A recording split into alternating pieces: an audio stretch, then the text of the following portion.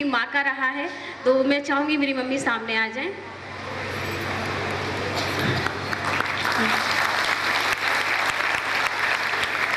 तो हमारे बीच में मम्मी भी हर साल आती ही हैं विशेष दिन मनाने के लिए। तो ये मेरी अलौकिक माँ है, मतलब लौकिक माँ है ये।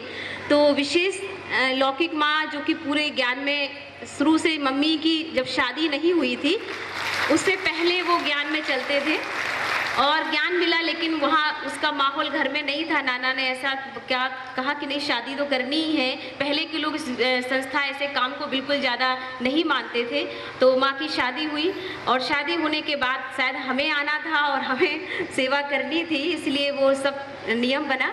तो उस तरीके से जो है माँ की फिर जहाँ शादी हुई वहाँ पर भी एक सेंटर खुला हुआ था, तो वहाँ पर मम्मी जाने लगे आश्रम पर। और धीरे धीरे करके फिर जब मेरा जन्म हुआ तो बचपन से मम्मी की जब गर्भ में थी तब से लेकर मुरली सुनती आ रही, क्योंकि मुरली ये रोज़ पढ़ती थी। तो वो ज्ञान नहीं अभिमन्यु की तरह जो मेरे वो पहले से ही गर्भ में मिलना शुरू हो गया था, और इसीलिए बचपन से ही वो ज्ञान एक ऐसा बीज पड़ा कि वो ज्ञान अंदर से हर एक के प्रति, मतलब भक्ति भाव भी शुरुआत हुई पहले।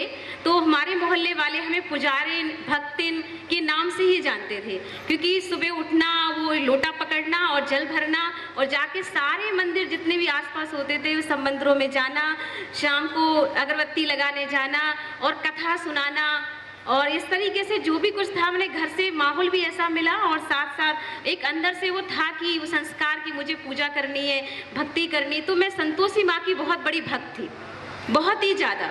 एक फ्रेंडशिप थी उनकी हमारे साथ, और हम अक्सर जो भी कोई बात होती थी तो मैं संतोषी माँ से हर बात शेयर करती थी।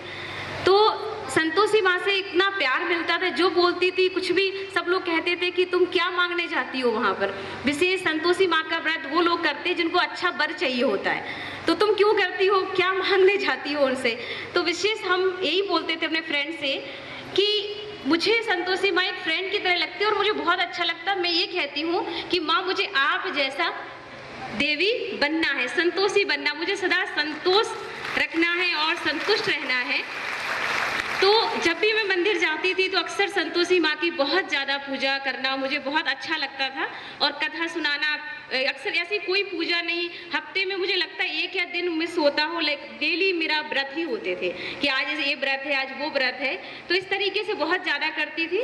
तो अब भक्ति का बहुत ज़्यादा पाठ था, लेकिन फिर धीरे धीरे करके भक्ति का पाठ जैसे पूरा हुआ, ज्ञान, जब मैं मंदिर जाती तो अक्सर रास्ते में जितने भी भगवान मिलते थे सबको ऐसे सिर मेरे करने का, हाथ, जो आदत होती ना कि मतलब भगवान दिख रहे हैं, कहीं पत्थर भी रखे हैं यहाँ, तो कहीं भी कुछ भी दिखा तो हाथ ऐसे हो जाता था। लेकिन जैसे ही हमें ईश्वरीय ज्ञान का मम्मी के साथ जैसे जाना होता था आश्रम पर, पापा परमिशन नहीं देते थे, क्योंकि हमारे पापा जो थे वो पुलिस इंस्पेक्टर थे। तो पापा को ये सब चीज़ें, आश्रम, ये चीज़ें बिल्कुल भी पसंद नहीं थी। भक्ति करना, ये सब चीज़ें, मतलब जो कुछ करो उनका कहना था घर में करो, बाहर जाने की ये सब चीज़ें करने की ज़रूरत नहीं है। पर फिर भी मेरा इंटरेस्ट था, मम्मी का भी था कि हमें करना है, हमें अच्छा लगता था, तो जाते थे। पर धीरे धीरे करते करते ये संस्कार बना कि हम वहाँ भी अपने मंदिर पूजा पाठ करते। पर आश्रम जाने मम्मी के साथ अक्सर गुरुवार को भोग लगता है तो मैं जाती थी, और जैसे मैं आश्रम पर भोग के दिन जाती थी तो मुझ बच्चों को, तो छोटे बच्चे जो होते हैं 8, 9, 10 साल के, उन बच्चों को तो अक्सर वहाँ पर जाकर ज्ञान तो समझ में नहीं आता इतना, लेकिन उस समय जब जाते थे तो प्रसाद खाने को मिलता था। और दीदियाँ इतनी प्यारी प्यारी दीदी अच्छी सी टोली खिलाती थी, अच्छा मीठा बोलती थी। अब क्या बोलती थी ये तो नहीं याद रहता था, लेकिन ये था कि अच्छा लगता था। और ऐसे करते करते आश्रम जाते रहे मम्मी के साथ, और जाते जाते कुछ समय के बाद पापा को मतलब विशेष एक बीमारी हो गई, क्योंकि बहुत ज़्यादा पापा हमारे ड्रिंक करते थे, क्योंकि वो उनका माहौल ही ऐसा एरिया का था कि ड्रिंक की वजह से उनको एक बीमारी हुई और जिससे पापा चले गए। उस बीच में मुझे बहुत कष्ट हुआ कि जो ड्रिंक है ये मेरे पापा को लेके चली गई, तो क्यों ना हम सभी भी ऐसा मैं कुछ काम करूं कि जो समाज में जो इतनी ज़्यादा ये पीने की आदत, जिसकी वजह से इतने सारे घर बर्बाद हो रहे हैं, इतनी लड़ाई झगड़े, इतने सारा काम हो रहा, तो मुझे कुछ हटके करना है। एक संकल्प था, मुझे शादी तो नहीं करनी, ऐसा भी संकल्प था शादी नहीं करूँगी, लेकिन कुछ हटके करना है, कुछ ऐसा करना है जो कुछ अलग हो। और वो करने का संकल्प मुझे उस समय पापा के डेथ के बाद आया और मुझे भगवान से भी फिर प्रश्न उठने लगे बहुत ज़्यादा कि आपने ऐसा क्यों किया, क्यों ऐसा हुआ हमारे साथ। तो फिर जब प्रश्न उठे तो किसी ने कहा भगवान माउंट आबू में भगवान आते, वहाँ जाकर आपके सारे प्रश्नों का हल मिल जाएगा आपको। और हम जब माउंट आबू गए, पापा के 6 महीने के बाद ही हमें, हमारे मोहल्ले से बहुत सारे लोग जा रहे थे, फ्रेंड भी जा रही थी, तो फिर माउंट आबू जाने का प्रोग्राम बना। और जिस दिन से हम माउंट आबू गए उस दिन से लेकर के फिर ऐसा संकल्प बना कि तब से लेकर के माउंट आबू जाके मुझे वो फीलिंग्स आई, जैसे कहते ना कि जो मैंने मांगा वो मुझे नहीं मिला, लेकिन जो मुझे चाहिए था वो मुझे मिल गया। और मुझे सारे प्रश्नों का हल वहाँ पर जब मैं पहुँची तो मेरे पूरा शरीर नीचे से ऊपर तक ऐसे लग रहा था जैसे मैं ज़मीन पे नहीं चल रही हूँ, मैं कहीं उड़ रही हूँ, अलग हूँ। बहुत अच्छी फीलिंग्स मुझे मिली और ऐसे लगा जैसे मेरे पिता गए नहीं लेकिन मेरे पिता यहाँ पर हैं। वो पिता की फीलिंग्स मुझे मिली और इतना प्यार मिला, ब्रह्मा बाबा हर तरह से शिव बाबा को फील किया, पर समझ नहीं पा रहे थे इतना ज़्यादा, लेकिन ये अनुभूति बहुत विशेष थी। और उस दिन मुझे लगा कि शायद मैं जिस चीज़ को ढूंढ रही थी कि मुझे कुछ हटके बनना है, कुछ हटके करना और शादी नहीं करनी है, कुछ देश के लिए करना है। वहाँ मैंने देखा, सुना, दीदियों को, उनके जीवन को सुना, तो मुझे बहुत अच्छा फील हुआ कि मैं भी अपने जीवन को आज से समर्पित करूँगी और जो भी ये समाज में नशा करते हैं उनके लिए विशेष सेवा करूँगी, और जिससे कि किसी का घर इस तरीके से किसी के पापा ना जाएं और ऐसा कुछ भी ना हो। तो मैंने उसी दिन संकल्प किया और मैं माउंट आबू जब गई उसके बाद मैं घर वापस नहीं गई। आप सोचो, वंडरफुल बात थी कि मैं घर जैसे ही वहाँ पहुँची मैंने मम्मी को फ़ोन किया कि मम्मी मैं नहीं आ सकती। घर में था माहौल, भाई सब लोगों को प्रॉब्लम होगी कि भाई बेटी घर से गई इतने दिन के लिए, पता नहीं क्या हुआ, कैसे हुआ, क्यों चले गए, बहुत सारे प्रश्न उठते हैं। लेकिन हमारी मम्मी ने हमारी बहुत सपोर्ट किया और कहा कि तुम जो बनना चाहते हो, जो करना चाहते हो, हम आपका पूरा साथ देंगे। आप अपनी बहन भी जो आज नए जुड़ने वाले हैं, आगे बढ़ने वाले, वो भी चाहें देखें कि कैसे भगवान के बच्चे बनने के बाद क्या जीवन मिलता है, कैसा जीवन बन जाता है। और इतने फैमिली वाले, सब ग्रस्त परिवार वाले ही यहाँ पर हैं। कोई ऐसा नहीं है कि सबके सब वस्त्र पहनकर वाइट ड्रेस पहन के ही रहते होंगे। ये तो भगवान ने निमित्त बनाया कुछ बहनों को, लेकिन बाकी सारे लोगों का जो बर्थडे है वो सारे घर ग्रस्त में रहने वाले भाई बहन हैं, ईश्वरीय परिवार में सेवाएं लेते हैं और डेली अपना भगवान की रोज मुरली सुनते हैं, ज्ञान अमृत पीते हैं और ऐसा अमृत पी करके अनेकों जीवन को सुंदर बना रहे हैं। तो आज उन सब का भी बहुत सुंदर बर्थडे है। तो सबसे पहले मैं उनको फिर से एक बार कहूँगी लास्ट में, उनको जन्मदिन की बहुत बहुत बहुत बहुत बधाई हो, मुबारक हो, मुबारक हो। ओम शांति, ओम शांति।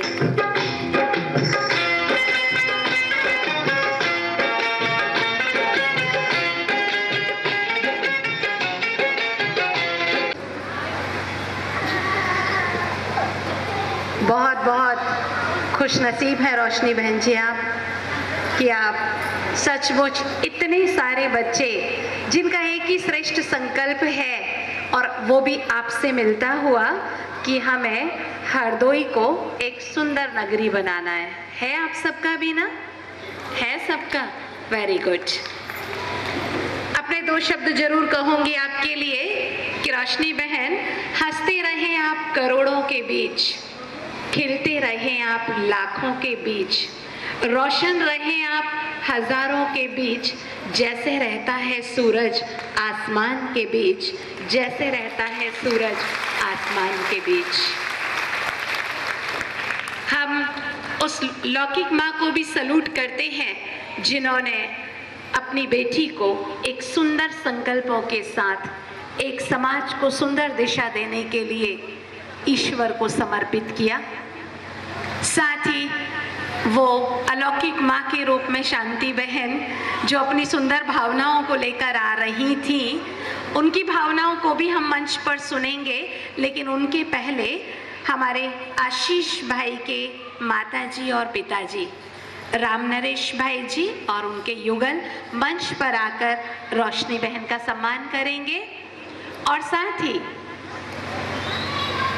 जो 108 भाई बहनें जन्म उत्सव मनाने के लिए आए हैं, एक बार फिर से हाथ खड़ा करें, फिर से हाथ खड़ा करें, खड़े हो जाएं अपने स्थान पर। जिनको बैच मिले हुए हैं, जो 3 वर्षों से बाबा के बच्चे हैं, 3 वर्षों से बाबा के बच्चे हैं, कल जिनको बैच मिले हुए थे वो धीरे से इस तरफ जो बैठे हुए हैं वो यहाँ से मंच पर आ जाएं, उस तरफ जो बैठे हुए हैं वो वहाँ से मंच पर आ जाएं।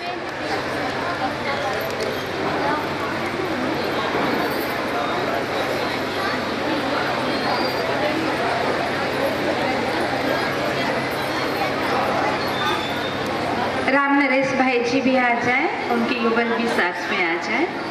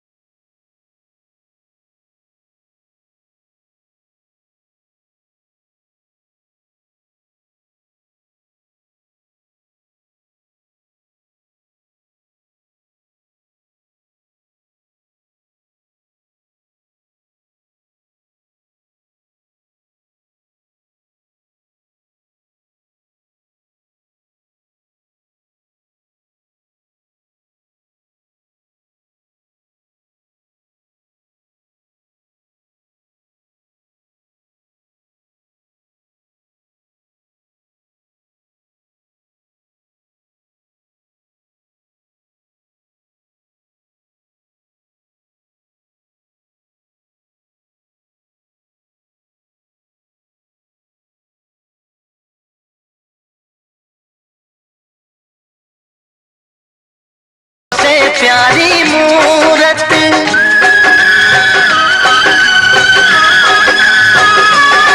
ममता के मंदिर की है तू सबसे प्यारी मूरत। भगवान नजर आता है जब देखे तेरी सूरत। जब जब दुनिया में आए तेरा ही आंचल पाए।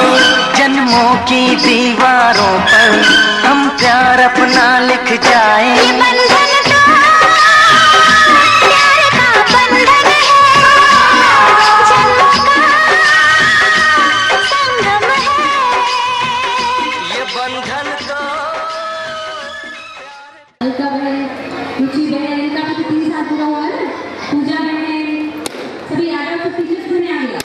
आप लोग जो सबसे बड़ा नाम तो आप लोगों ने कमाया, जो भगवान को अपना जीवन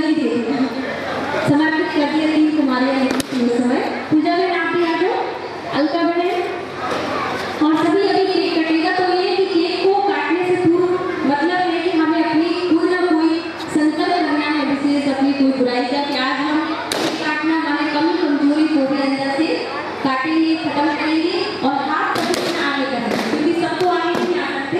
इससे सभी हाथ बढ़ाएंगे किसी के पास ऐसे, तो हमारा भी हाथ लगा, एक दूसरे के हाथ सामने से कर लें और हाथ बढ़ाते जाएंगे। राधा दीदी साथ में सहयोग करेंगे। चलिए सभी बोलेंगे, थोड़ा नीचे वाले सारे ताली बजाते हुए बोलेंगे happy birthday to you.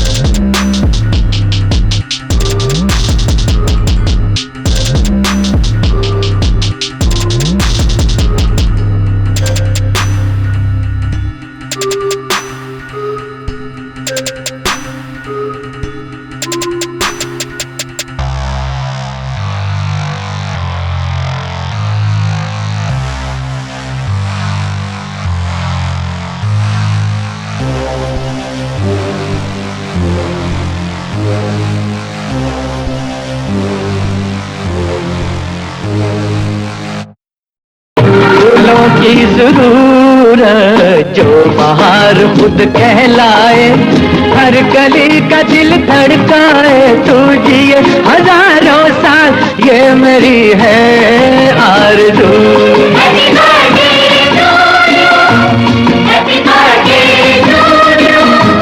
Happy birthday to Sunita, happy birthday to you.